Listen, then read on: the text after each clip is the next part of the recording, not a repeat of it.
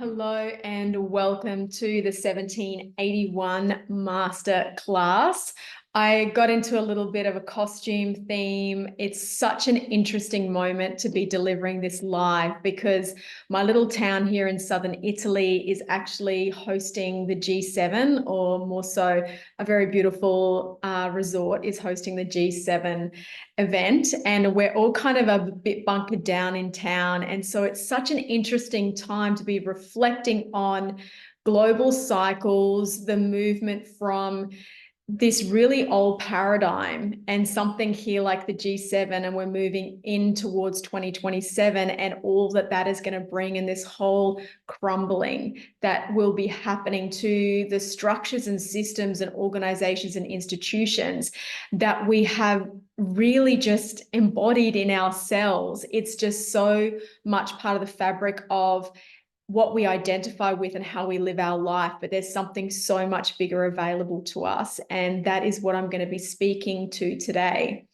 So I am not a history buff at all. It's really, I find a lot of historical context very dry, just the regurgitation of facts. And what I really like is when we can look at the past and see how that has really provided the ingredients to show us what is coming, or what is here now, or what is to come in the future. One of the greatest challenges I feel with the human design system is so much of it is unproven. And it provides a huge dilemma for us at this time, because we're going through a huge transition where we really need to be leaning back into our own authority, but we are so conditioned to trust the authority of the other, of the institutions, of society, of culture, of the tribe. And so we're really at this incredible intersection in these two things. And human design provides us with a map to navigate this successfully, no matter what energy type you are. But it's not easy to trust because it's so different to what we've seen and what we've known, but it's a map for where we're going. And we've had this beautiful interregnum, this period of time where this knowledge has been available for us. It's been beautifully synthesized by Ra-Uru-Hu. So it is so practical. Thank you to his fifth line. It's so practical. And yet it's not easy to just hang your hat on and go, yeah, this is, I take this as truth. And our usual lens as humans is we need to see the proof. And often proof can't exist in the future. Proof comes because we've seen something and how it's unfolded. And we can go, okay, well, I'll hang my hat on that in the future because here's the proof.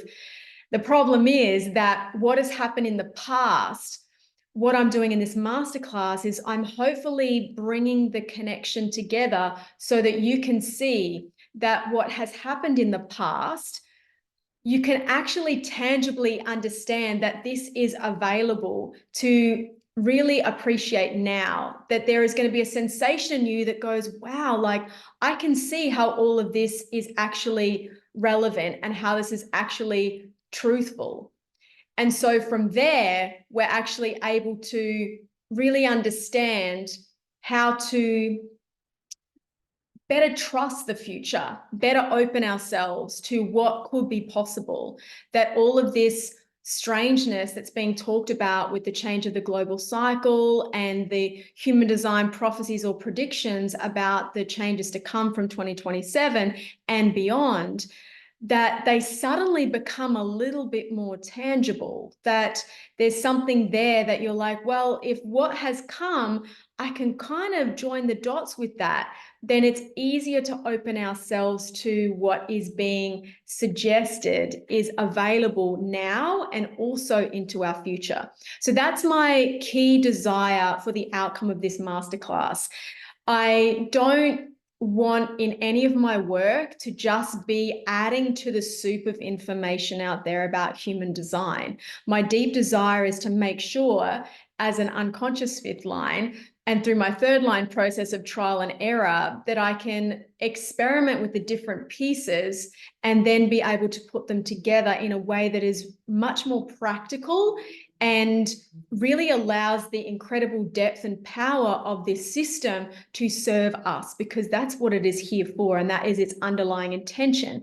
It's not here for just intellectual masturbation, as I like to say. If you're new to my world, welcome. I have the 4323 channel, Genius to Freak, which means that, you know, all sorts of things can come out of my outer authority through my throat, through my communication. So let's dive in and let's have an enjoyable ride through this masterclass. So I just wanted to sort of start with this question as well that I've got on this first slide that you've probably read 10 times by now listening to me speak. But if you knew the future was certain, would you change how you live today? And I think this is such a powerful question. And we've had examples in our recent history of this really being something that we can play around with, because we've had some wild and crazy stuff happen in recent times. All right, so what are we covering in this masterclass? We will be covering the 3 big changes in 1781 that occurred. I'm just going to reset something with my screen so I'm a little bit less distracted, because that happens with projectors. We get distracted.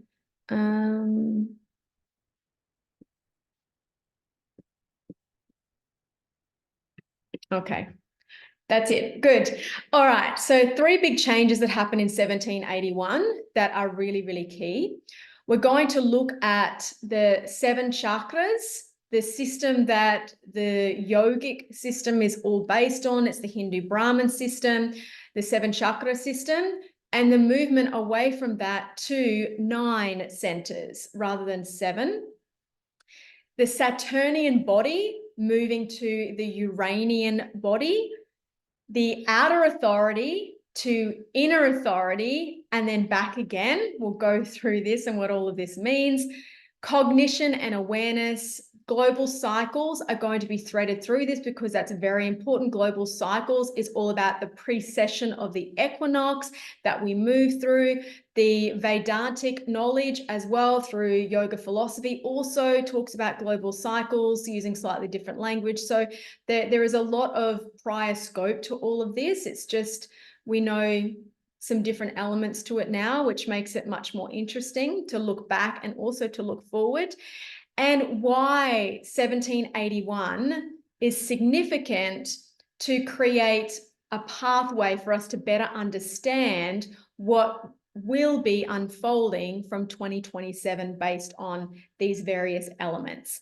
So the most important thing for this masterclass is allow your mind to really be a passenger here. That is the correct kind of authority that we want to have within our 9-centered bioform anyway. The body is leading. Allow the authority, the intelligence of your body to really receive this masterclass, and just let the mind witness. This is not, it's not going to, you don't have to feel threatened by this knowledge at all. Just allow yourself to receive it and let the mind just be witness. And see how that feels, rather than being overly kind of scrutinizing and trying to understand it all. Just receive it, because so much of this knowledge goes very, very deep, and it's very multi-layered, and so many parts of it interplay and feed in with other parts to create this beautiful whole, this quantum. And sometimes if we sort of try and make sense of disparate parts of it, we kind of get lost in the source, and we don't want to get lost in the source. We just want to keep our imagination open to receive. Oops, why did I stop sharing my screen? I'm going to have tech glitches today. Is that what's going to happen? Here we go. We'll go back to sharing my screen. Hopefully my slides are still there. Okay, I don't know what happened. Present. Yeah, we want you back. Maybe I clicked on something I wasn't supposed to. It's all good. Third line life. I've learned to celebrate it and go with it. All right. Okay. So first of all, I really can't do any of my work in human design, my offerings in human design, without a very important acknowledgement of source. Source being Ra Uru Hu. Ra received this knowledge actually from the voice, as he termed it, back in 1987, I believe it was. I got too many dates in my head with this masterclass. And there is a lot of reinterpretations of this prime information that he received. Now, he's already synthesized this knowledge into the human design system. He wasn't given human design. That's really important to understand. What Ra received was a huge body of knowledge about how how forms work and navigate this plane, and how all of this is put together. You know, he received not just human design, but the design of insects, of mammals, of inanimate objects. This is so multi-layered. It's not just about us, it's about the everything. And so he's already synthesized this. So yes, of course, he expected and anticipated that those of us that live beyond him are going to bring our own unique lens to this, and that's so important. But I think particularly in this era that we're in this kind of still infancy of human design, this vulnerable time of misinterpretation and misuse of this incredibly powerful resource, my personal philosophy now, you know, almost coming 4 years into my own journey, is I acquire source information as much as possible. So anything that I'm bringing through, yes, you are getting my lens. That is going to happen. And if anyone's saying that you're not getting that when they're delivering this information to you, that's not correct. You are getting it somehow filtered through their own lens. But the closer that information can be to the original source material as Ra transcribed, that is as good as gold as you're going to get, and then take it from there. So try not to have too many filters in between the primary source knowledge and when you're receiving it, is my best advice I can give you. So acknowledgement of source, Ra. This is a really beautiful quote. Ra had quite a way of speaking. He also had the 4323 channel, this genius to freak. He also had a motor connection to his throat as a manifester. So he was very, very powerful speaker. And it's really evident in his design that he was designed to bring this through, this body of work.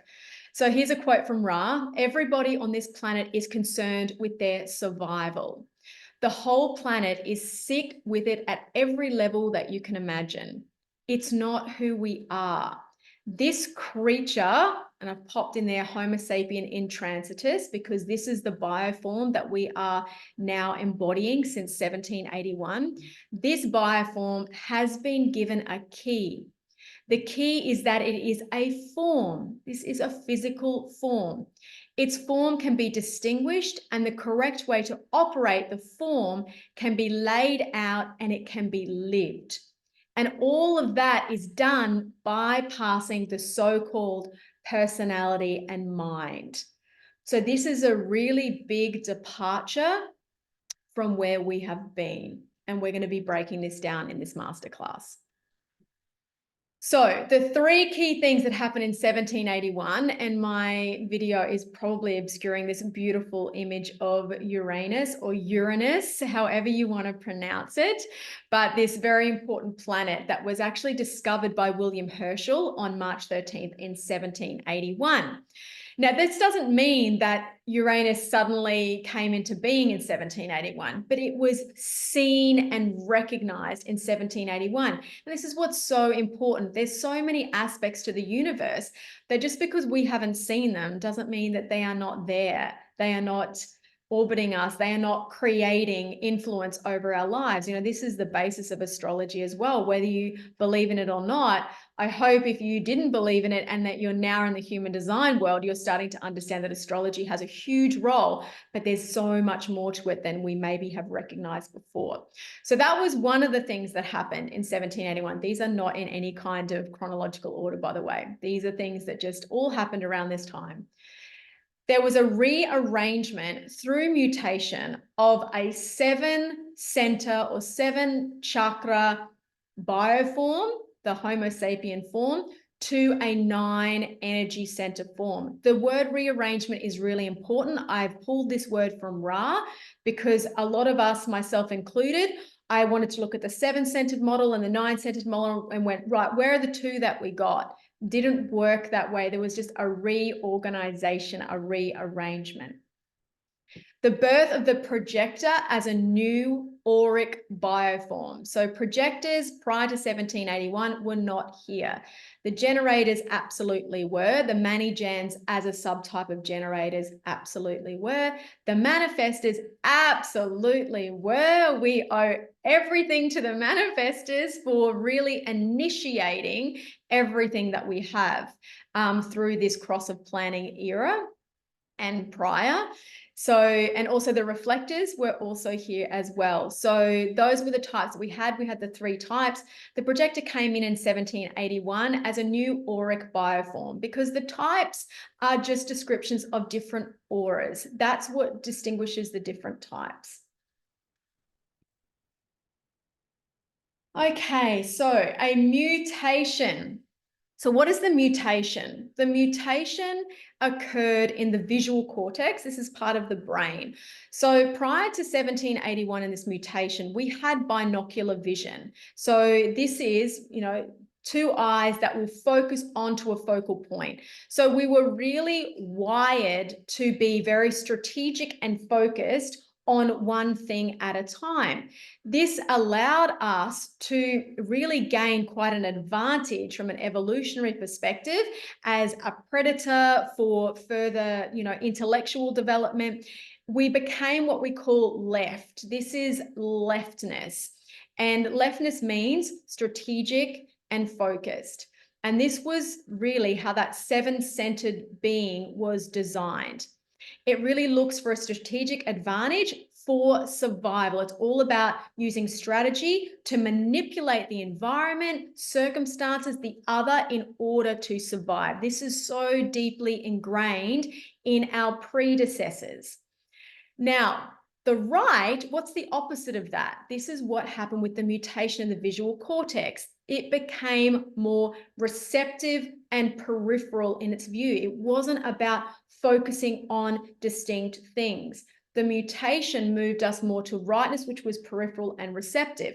The interesting thing about this is this way of seeing takes in a much more vast amount of information. Really, it's like just a massive receiver. And it's not necessarily even conscious that this information is going in. But when it is called upon, meaning until stimulated, there is really no agenda of that being that's taking that information in that different way to that kind of focused strategic. The best example of this that we have, if we go further back, is the difference between Neanderthal and Cro-Magnon. I sometimes roll my R's because I live in Italy and then it creates issues with my English. Neanderthal was actually a 5-centered, pure right being. Cro-Magnon was actually left. This is where we had this 7-centered leftness. These were 2 different species. They weren't predecessors of each other. They were 2 distinct species that operated very, very differently. And as Ra really likes to talk about, what happened to the Neanderthals? Well, they were basically outcompeted because they were these really receptive beings. They didn't have an agenda for focus and strategy in the way that Cro-Magnon did, that 7-centeredness. And sure enough, they were conquered.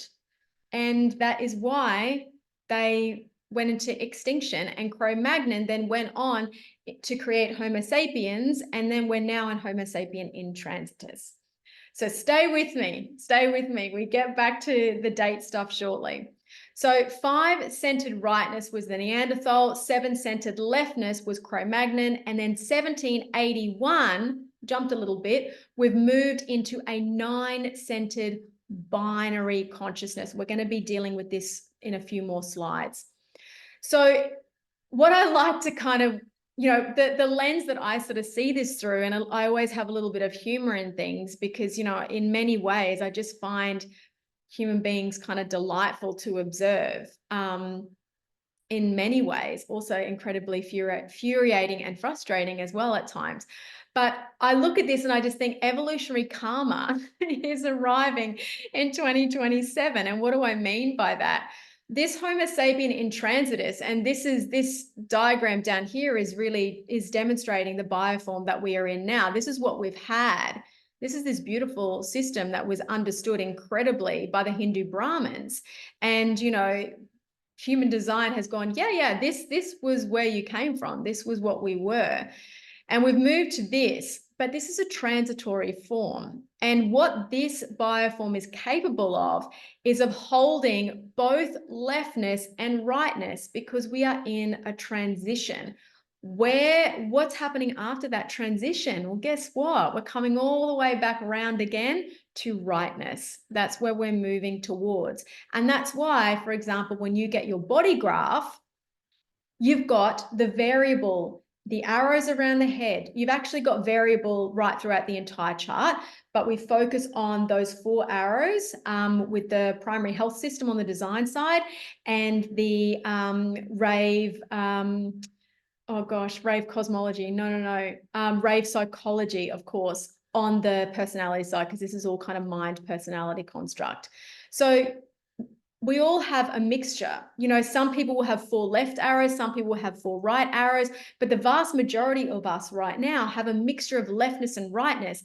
And that's because we need this transition to move us back to the right. So the poor Neanderthal that got beaten out by evolution because they weren't strategic and focused and manipulated the environment for survival, the rightness is coming back. So what does that mean? What is it going to bring? It's so very, very interesting. And this is actually really the rave. It's not Homo sapien at all. It's not us. This is going to be rave. Even if there's quad rights out there in variable, that's not your whole chart.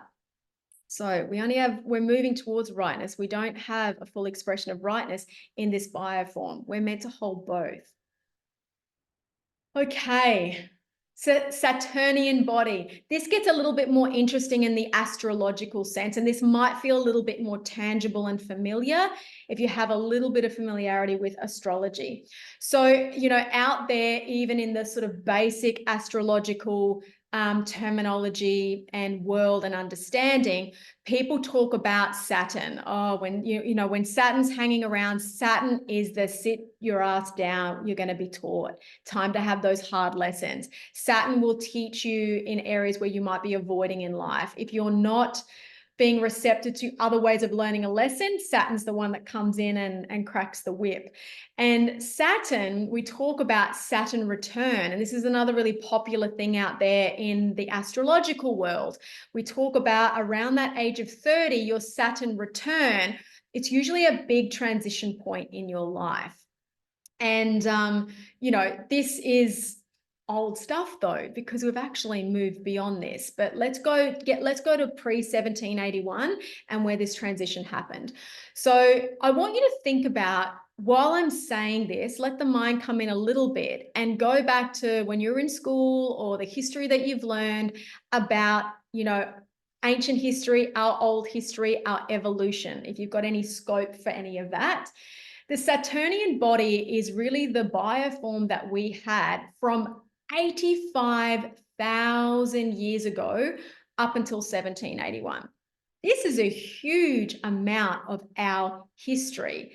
So that's a lot of imprinting. That's a lot of genetic baggage and really deep, deep inheritance that we're carrying around because it went on for so long. This was really everything about what we were. And back then, during that time, this was Saturn. So this was about a 30-year Saturn cycle. So what did that mean? By the time you were 15, you were a fully fledged adult married with kids. Now we can't even conceive of that. If that's happening, then something has gone very wrong, or it might be happening in maybe some very old tribal cultures, for example.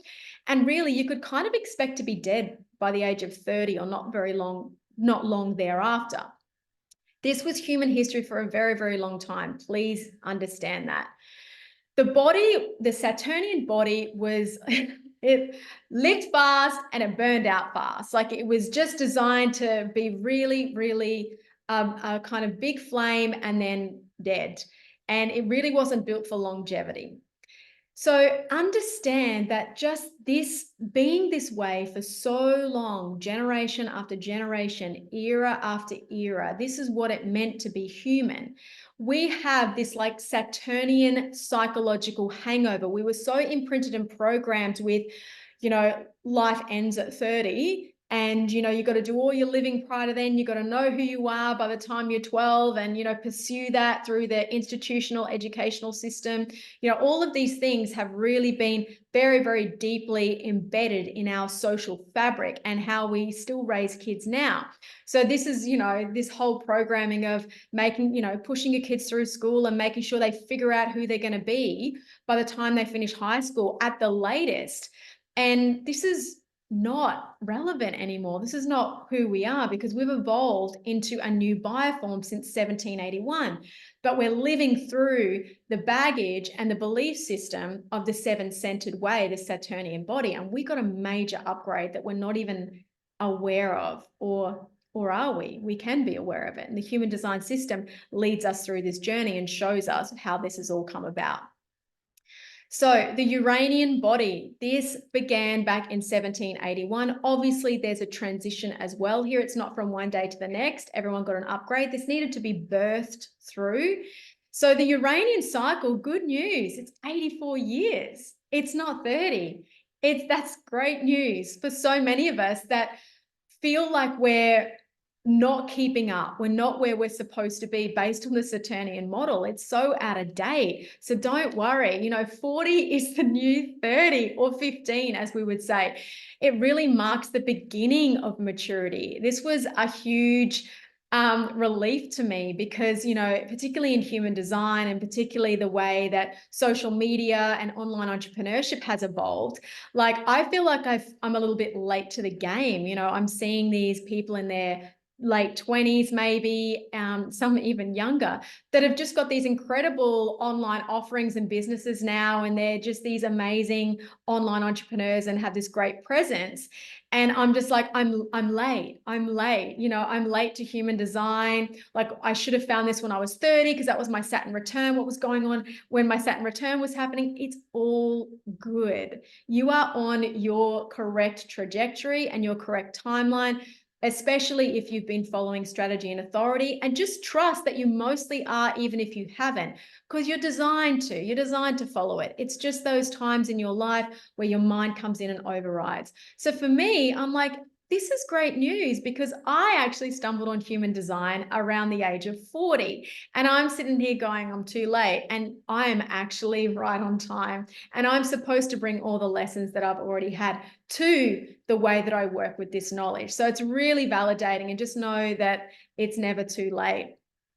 So now we more talk about this idea of your Uranus opposition. So if you're having an astrological chart read, then it's really interesting to know when your Uranus opposition will be happening versus Saturn return. Of course, Saturn return is important. It's got major astrological influence and therefore influence in our life. But don't think that you have to have everything figured out by the time you're 30. And if you miss this really pivotal moment, that it's all downhill from there. Not true at all, as I will show you. In a Uranian body, we have 3 stages. We have our developmental stage. You're not even fully developed until you're 30. You're still going through that crawling stage, that stumbling stage, that falling over stage. Anybody out there that is a 3rd line or a 6th line lives this in real time, but we're all going through it, just in different iterations. Then from age 30 or so, it does depend on your chart. Uranus has a very unusual orbit that's not symmetrical. So there's some variability with how old you will actually be when this is influencing you. But orientation happens between the age of 30 and 50. This is when you're just finally figuring out who you are. So aren't we seeing this though? Aren't we seeing more and more these people that are jumping careers? Now it's very normal. I think even 10 years ago, they were saying that the average number of different careers a person will have in a lifetime is now like 7. And it just keeps going up. And that's because we're adults navigating on a physical plane. There's not a lot of hard labor work that needs to be done anymore. So we've kind of got this spaciousness to explore, which amazingly, that's what the 9-centered bioform is here to do. And so it's really only between the ages of 30 and 50 that we're suddenly putting those pieces together and figuring out really who we are, what we actually have to offer to everybody else here on this physical plane. And then Chiron return, age 50 to 51, you land in your full potential. So there's plenty of time. And how beautiful that we get this beautiful, rich life leading up to the point where now you're ready. Now you've mastered. Whereas we're living in a society still from this 7-centered hangover of, I have to know everything now. Like, life is over. Life is over by the time I'm 40. And yet we're having these insights into all of these shifts. And life begins at 40, 50 is the new 40, like all of these ideas, we can see this, our longevity stretching. And the funny thing is as well, for me as a doctor, like we've pinned a lot of this longevity on the development of modern medicine and antibiotics and germ theory. And sure, but maybe we also got a bioform that is designed to have an 84-year lifespan. Like, just imagine that. And it's a beautiful idea that we already have what we need to have this fullness of life. And it's not because we're being propped up by the pharmaceutical industry and the medical industry and all these other constructs. Of course, they have a role, but at baseline, you've got a body that's designed for 84 years. And if you live in alignment and if you follow your strategy and authority and use all of the incredible knowledge that we've garnered about how to look after the human body, then you're at a huge advantage and you get to play out this full movie in its glory. So what's the biggest difference? The biggest difference now is that we have the map. Like the 7-centered guys, other than the Hindu Brahmin system, but mystically talking about the chakras, no one could really prove the chakras. It became this mystical philosophy that, of course, those that believed, those that had, a deep practice in Vedic philosophy, they believed it as truth, of course, but it's something that we necessarily couldn't prove at the time. And that's kind of where we are now. Only thing is, Ra spent over 20 years deeply, deeply trying to provide scientific validity as much as possible to this body of work, because he saw that that is what was going to be needed. That being said, at the end of the day, you're really only signing up for this if you're signing up for an experiment, because it is an experiment. Everyone's life is unique. Everyone's design is unique. So you can't be modeled by anybody else.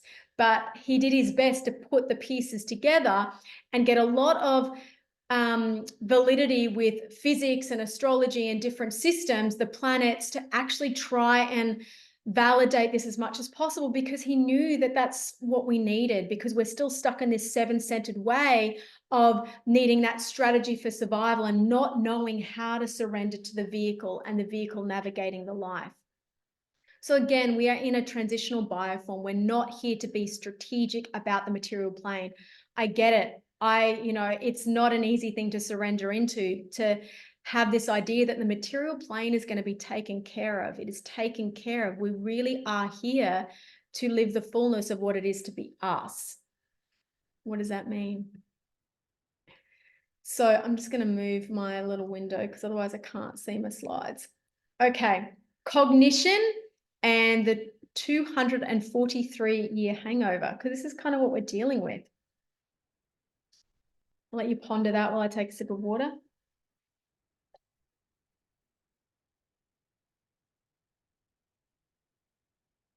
So cognition It's a tricky word because, you know, and all of these words, all of these keynotes, as they're termed in human design, they are really important. They were chosen very intentionally by Ra.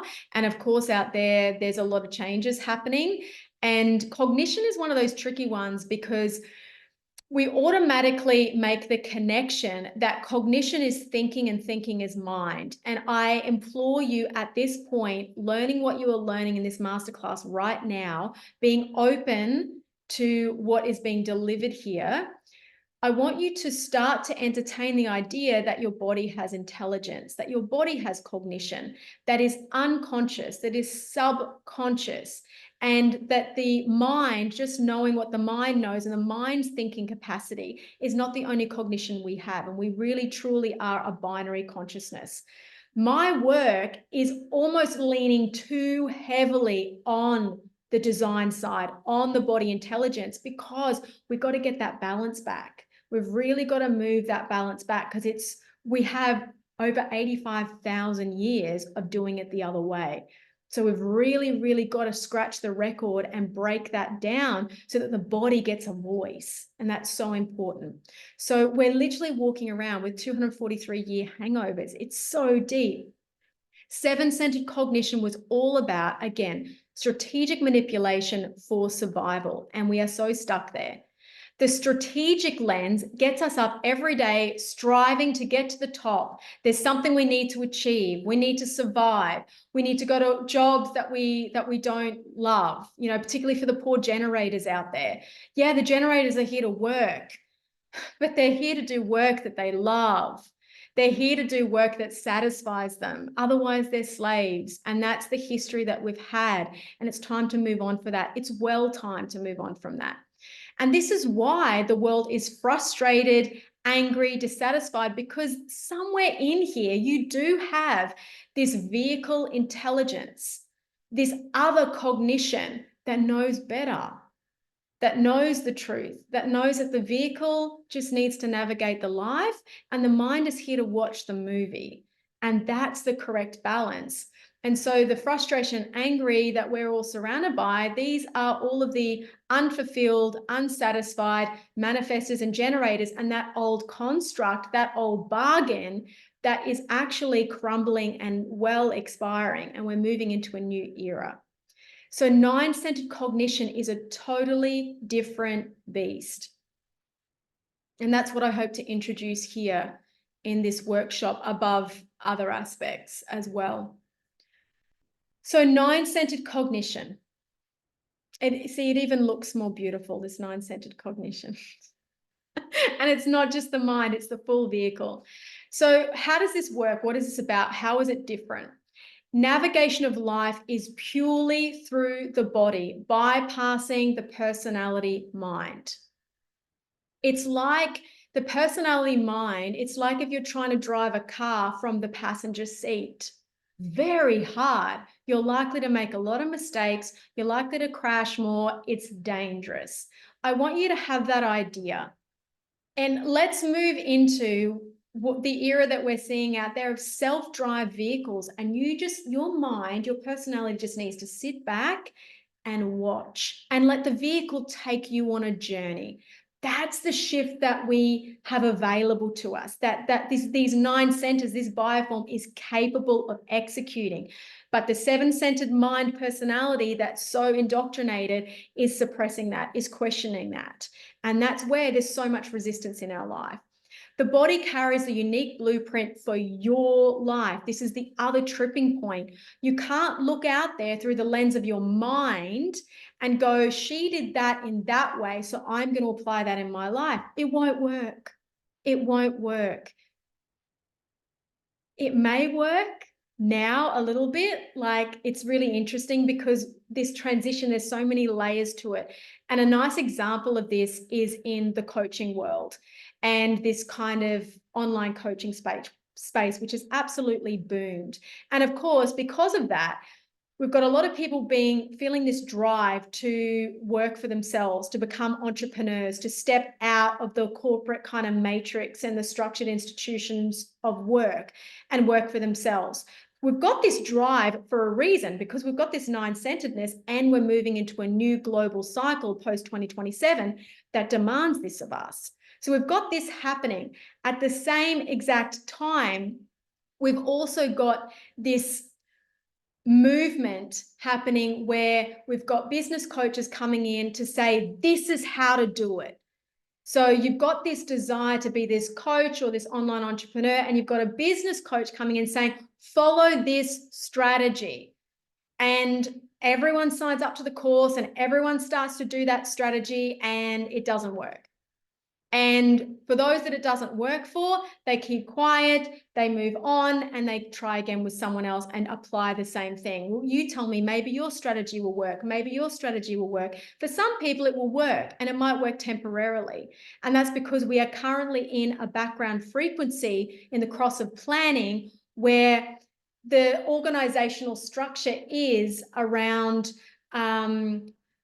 how do I describe this without getting too far off topic? It is more around this kind of hierarchical idea of being taught something or just executing something that you've been shown. We're kind of getting supported in that because of the background frequency. It's really around surrendering your authority and doing what you're told. It's the best way I'll put it. Where we're moving to 2027, all that's going to fall down. So even if that's working for you now, it's not going to work for long. It's not going to fall down immediately, of course. You know, those of us that are older, you know, we're going to be okay, you know, but it's going to really start to unfold and crumble. And it's going to require a unique inner authority to know how to navigate your life. And that's the really key message. So the navigation tool of the body is strategy and authority. This is what's hammered all the time in human design. Ra spent most of his time talking about strategy and authority, strategy and authority. It is a construct he created to allow us to lean back into the body's intelligence. This was what he came up with. It's very imperfect because it uses the word strategy and it uses the word authority. And so many of us stuck in that seven-centered model believe that the brain creates, the mind creates strategy. Your brain is part of your vehicle, by the way. Your brain is your friend. Your mind is part of the personality construct. And that authority, we understand authority as being told what to do. Our parents are our first authorities, then our teachers. Then, you know, I'm here in G7 land. We've got some of the biggest politicians in the world here right now discussing big issues. These are our authorities, and we're all locked in our houses today to keep them safe, even though there's going to be protests later. You know, it's a wild thing to contemplate, but don't get stuck on strategy and authority being a mental navigation of your life. It's not that at all. And those words are very misleading. It is about surrendering to a strategy of the vehicle, and your strategy is dictated by your auric body type, whether you're a projector, generator, manifestor. This is all basic stuff you can get somewhere else. And your authority is whether you're emotional, sacral, splenic, ego, whatever your authority is. But they're bodily, they're not the mind. The mind personality is the passenger. It's that passenger in the self-drive vehicle, passenger consciousness. That's all it's supposed to do. The poor mind is not here to solve your life. Don't make the mind solve your life. It doesn't do a very good job of it. It thinks it does, and it will create lies to tell you that it's doing a good job, and then you just get, you know, all tangled up in that ball of yarn. Living your uniqueness, your awareness is unlocked. So you have to kind of do this stepwise. The mind's going to constantly be looking for proof, and that's why so many people get into human design, they get their reading, they see all of this validation in it. There is this sense of, wow, you know, this makes sense. And then they don't know what to do with it. And the mind comes in and tries to create logic around strategy and authority and moving yourself to your correct environment and like manipulating everything. That's not how it works. You've actually gone off the map. You're way off the map. And the only thing that's going to bring you back is coming back to the body, back to the vehicle, quietening the mind. Once that balance is shifted, then the mind gets to come back in. Of course, it has a role. The personality in the mind has a role, and we're going to get to that very shortly. I've already hinted at it on my last line on this slide. Outer authority is utilized for the highest good of all. So inner authority is our navigation tool, is our compass. That is the muscle we need to work the most to get it just perfected. So it's not even something that you're trying to align to anymore. It just is, because that's how you're designed. Once that is in play, then you have an outer authority that is correct for you, that is powerful, that is meaningful for the other. But if you're sharing your outer authority from the mind, and boy, have I done it, then it's not going to land because it's someone else's. You are simply repeating, parroting what you've been told by another authority. It doesn't belong to you. And more we're going to start to see this happening. There is a deep knowing in us when we're being bullshitted. We already know. Everyone hates it. We hate being sold to. We hate all this because it's fake authority, and it's not authentic for that to be coming through that vehicle. And we have an intuition that can identify that. We just don't really have a name for it necessarily. I'm going for time. Okay. So fear of survival, this is something that I really want to pull out, and just take this in slowly because it's really, really key. The seven-centered being was all driven by fear of survival. This is really primal stuff. And this is a quote from Ra. The fear of survival is what traps your mind. It hooks it in. Isn't that what your mind is always thinking about? How you're going to gain this, get that, get there, prove this, on and on and on. Your mind is constantly trying to strategize your life. And every decision that you're going to make is based on the way in which that mind is chasing after that thing. Just let that land. Isn't that what we're seeing? Isn't that what we're witness to every single day in the way that the world is running, in the way that humans are behaving? It can't be helped. It's so deeply programmed. But until you're given the map of your nine-centeredness, you can be really stuck there. And the other interesting thing that Ra says, which I think is a really important point, there is nothing wrong with fear. Fear is a great tool for the intellect to play with, because of course we're going to be coming into our adult experience with fears, programmed fears from our parents, from our teachers, from experiences of other people that we've never experienced, but we've been told that was that's something to fear. Fear is not necessarily bad. It's a great thing to work with from a self-development point of view. But we are no longer here to fear for our survival. And I know that's really hard to believe. But as nine-centered beings, it's not what we're about. The body knows how to survive. Gosh, I've seen it as a doctor. The body knows how to survive. It's usually what we do to it that undermines that natural, innate intelligence for health and survival. We don't have to bring our mind in to tell the body how to survive. We don't bring our mind in and tell the body how to heal. The body knows, provided that we don't manipulate it. We don't interfere. We don't override. So this is not what the nine-centered vehicle is about. The body does not know fear for survival. It is psychological baggage that we are carrying. But guess what? We don't have to heal. We don't have to journal about. We don't have to do all of these things because the mind's telling us to do that. We just have to put it down.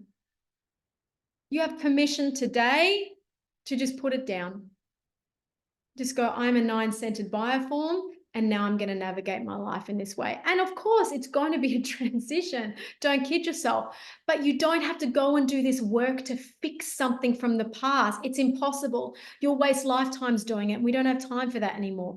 Just put it down and we move on. Okay, so before 1781, in case you're not getting the point, we were sheep. We were sheep. We surrendered to an outer authority, to control, to organization, to manipulation, because we're survival driven then. And that was the best way of surviving. The tribe would keep you safe. The tribe would keep you fed. The tribe would keep you employed. The modern day tribe is social welfare and the social system and public health and taxes. That's the authority now. So we all go to work diligently because these things are looking after ourselves, are looking after us. Not post 2027. It's over. We become wolves. We have to become wolves. And that's not a bad thing. Let me step us through that a little bit. So from 1781, we began the transition to wolves. Wolves are about this kind of lone wolfing idea. It's this self-authority. And Raz used the word selfishness. And I really want you to try and rewire this word because it's going to be necessary where we're going. We are entering a profound era of selfishness. And we have to disengage that being a negative thing. And I want to show you where the light and the beauty is in that word and where that can get us when we operate correctly. The global cycle change in 2027 will complete this transition. So we are right in the source right now. We are so in the thick of it. We are navigating one of the most transitional, elevating, rapidly changing, confronting, challenging times in all of human history in a really concentrated period from an evolutionary point of view. It is a wild, crazy time to be alive, let me tell you. And even more so for the projectors, because, you know, my sense is that projectors didn't come with any memory of the seven-centered model because we only came post 1781. So we've been homogenized into all this, but it's less deep for us. We've got this capacity to be able to see the truth. And that's why we're here now and we're the guides. We needed to learn. We need to have enough tangible experience, but we also needed to have the ability to see and have the resources, such as a system like human design, to be able to wade our way through, use the map to step into the truth of who we are and our uniqueness so that we can guide through 2027 and well beyond. So cross of the sleeping phoenix, this was the sheep era. And I think I've teased that out and labored that enough without going into it in any more detail. Cross of planning. Read the slide, Ann-Maree. The cross of planning was that old era where we're going post 2027. And I've got masterclasses on this as well. I talk about this so much in my content. It is my main lever that I actually speak through about human design because it's so important, it's so urgent. This is this movement to the cross of the sleeping phoenix and post 2027 where we really gonna need to know ourselves, and that's why we've got this information now so we can actually apply it and work with it and get to where we need to go. The mind bows to authority, not the body. The body is your authority. So let's talk about this era of selfishness. The era of selfishness. Now, we've all been told that being selfish is bad. It's shifting slightly. You know, there's all these like hashtag unapologetic, hashtag own your worth, like all this. It's all changing. When you really look, and this is what I love about human design, it will kind of put a spotlight on, but look at this, how do we look at ourselves? Watch humanity, watch the themes. And then when you actually learn the human design system and everything that Ra taught about the background, the backstory that's underplaying all of that, you're just like, wow, I can see it. I can see it. And it's so interesting. And up until more recent times, you know, you think about we're in the era of the influencer, you know, platforms like Instagram are just exploding. It's all about, you know, people having a personal brand. We're entering this era of selfishness. It's happening. But the reason why there's all of these naysayers and people that are putting this down is because it really goes against that really deep, profound history that we've had, where if you stand alone, you won't survive. If you stand alone, it's dangerous for you. You might be killed, let alone not fed by the tribe. You won't have shelter. Resources will be taken from you. That whole aspect is breaking down, and selfishness is a part of that. It's turning inward to the self. And it won't be a choice soon. It's going to be forced on you because this is what the cross of the sleeping phoenix is all about. We are entering an era of profound selfishness. This is Ra's words.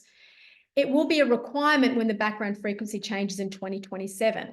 We have this misplaced idea that selfishness is bad. Post 2027, if we do not live out what is correct and live our uniqueness, then we are no good to the other. How can that be? Because through selfishness, the collective rises up. A new Eden can be created where every human gets to play to their full strengths because they are the only one that can. Think about that. Feel into that. Let your body receive that. If there is only one of you and we all have this profound uniqueness as the science of differentiation is describing to us, then isn't it more efficient as a planet if everyone just does what they're designed to do? That requires less effort, less energy.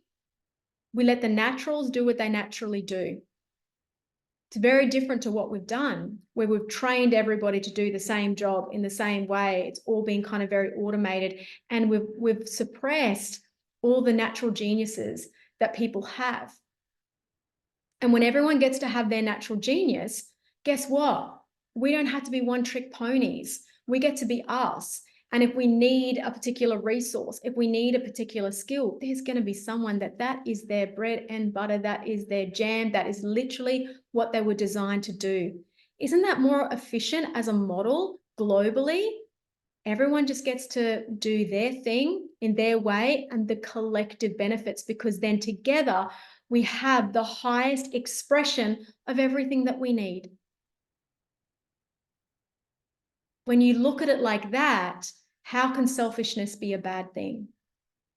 It's only a bad thing if we're stuck in our seven-centered construct of fear and survival. So binary consciousness. This is inner and outer authority. So when you get your body graph and you get your design side and your personality side, this is a binary. There's black, there's red, there's black. I was going to say black and white, but in the human design original color system, the red is your design, it's the unconscious. The black is the personality, it's the conscious. These are a binary. And so binary consciousness also is reflected in inner and outer, I should go inner and outer authority. The seven-centered beings lived inner and outer authority the same. They both came from the mind. So it was very easy to manipulate. There wasn't a disconnect there. There wasn't the body going, wait, this doesn't sound quite right, what this person's telling me to do. The body and the mind were just on board. It was together. Outer and inner authority, it was the same. Whereas now, since 1781, you see it out there in the world. You see the advancements of like unique imagination, just like creating huge innovation and evolution, and how quick technology has developed, because suddenly we're getting a body that's going, I don't need to do it that way. And the body gets an insight, the body gets a download, and then that gets executed out in the world. And look how we have evolved and shifted as a result of that. So binary consciousness is design and personality, and when they come together. And these therefore provide two ways that we filter the consciousness ocean. So this is getting a little bit more into the cosmology of the human design system and the neutrino field. Just very quickly, the neutrino stream, the neutrino field is literally what all the invisible particles, they do have mass that has been validated. These neutrinos exist, that are just floating through everything right now. They're streaming through us. And how do we get the outcomes from all of that? It's filtered through us. It's refracted and shifted through us in different ways. The neutrino field is refracted through the planets. This is what creates all these different interesting daily variations and astrological transits. This is the transits, plus you have your own transits, plus when you're in proximity to another, you're getting refraction of their neutrino field. Like, you can't chase it. It just is. You have to just allow your body to navigate it and trust your body to do that. But the neutrino field is everywhere. So the design, our unconscious, interprets the neutrino field to move correctly through life. It knows how to do that. You don't need to think how to survive. You don't need to use the mind to manipulate. Life has got easier than ever. You need water, you turn on a tap. Like, you didn't have to strategize where the water was, bring in containers, how far you'd have to walk. You don't need to do that anymore. Can you see how available this is? Maybe not. It's not easy. It's a stretch, but that's why I'm doing this masterclass. It's all a stretch, and it's a choice at the end of the day. So you don't need to use the mind to manipulate. The body navigates. When the body's navigating and you're in your correctness, the mind gets to watch, and the mind gets to see what the mind is here to see, your perspective. And from that, we go to the next step.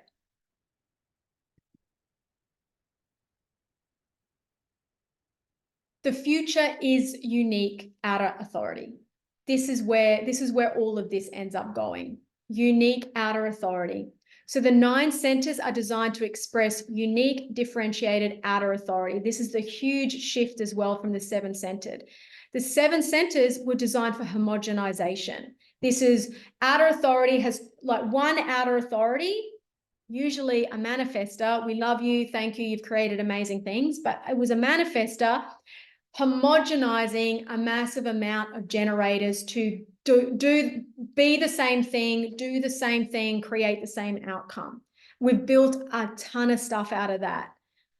Story's over. We've done that era. It's finished. We're moving into something different and something new. And that's why we need this uniqueness. We're going to need that because the global cycle that's moving is no longer going to celebrate that tribal homogenized approach. It's going to fall down.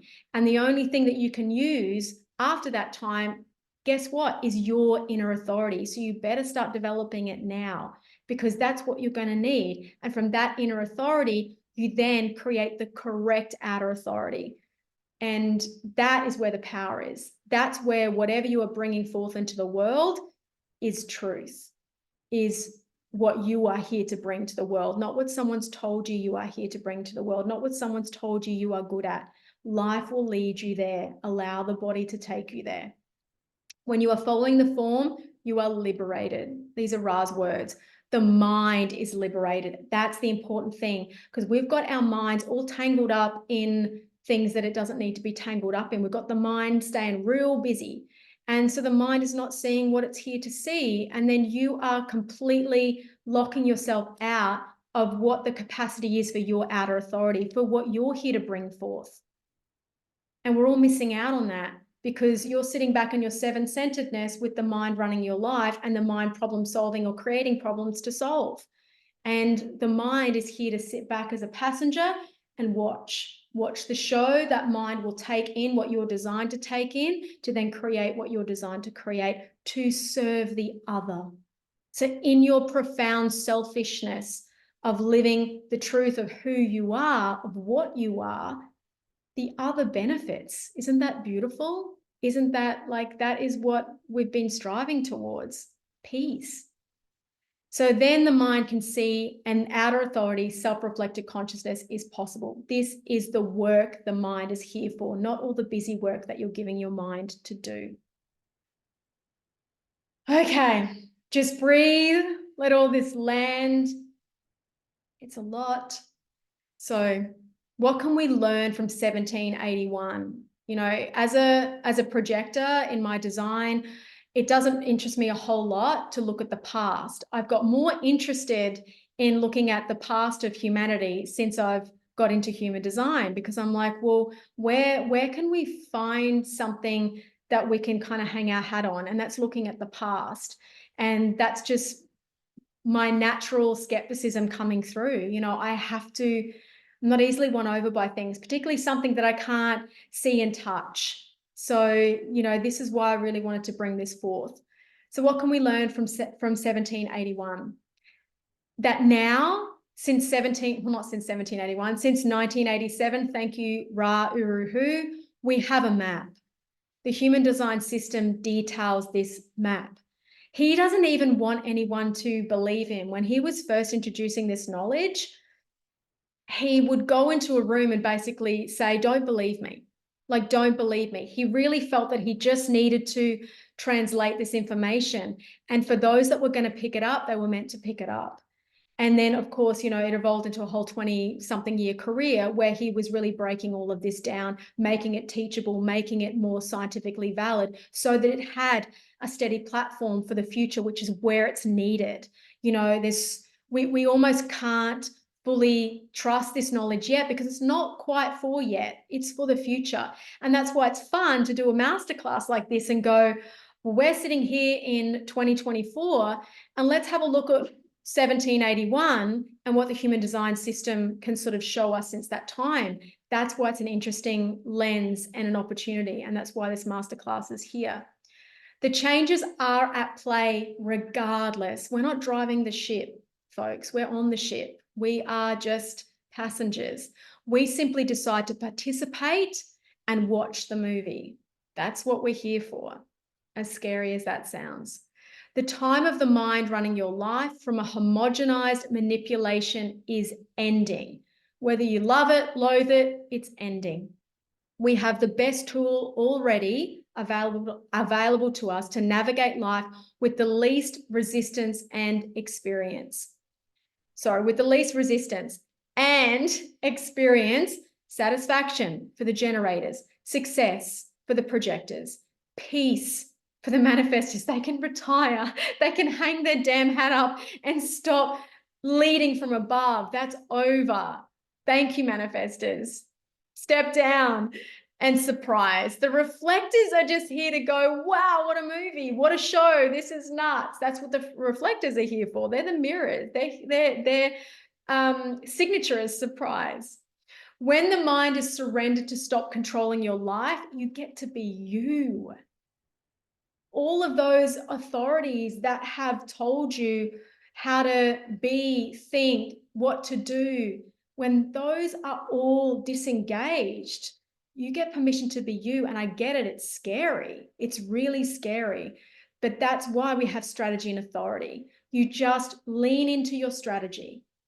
What is your strategy? Projectors, wait for the invitation. Generators, respond. Manifestors, initiate. You know, you've got your strategy. So that's why it's there. That's why Ra simplified that so much, because this is hard. It's not easy stuff. And then you've got your authority. That's your body giving you your yes or your no from your strategy. So when the mind is surrendered to stop controlling your life, you get to be you.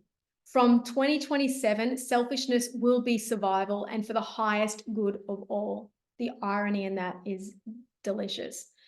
What feels true in your body when you reflect on what has been shared and our factual history? So if you've come to this masterclass, hopefully your body has led you here. Something in you has led you here.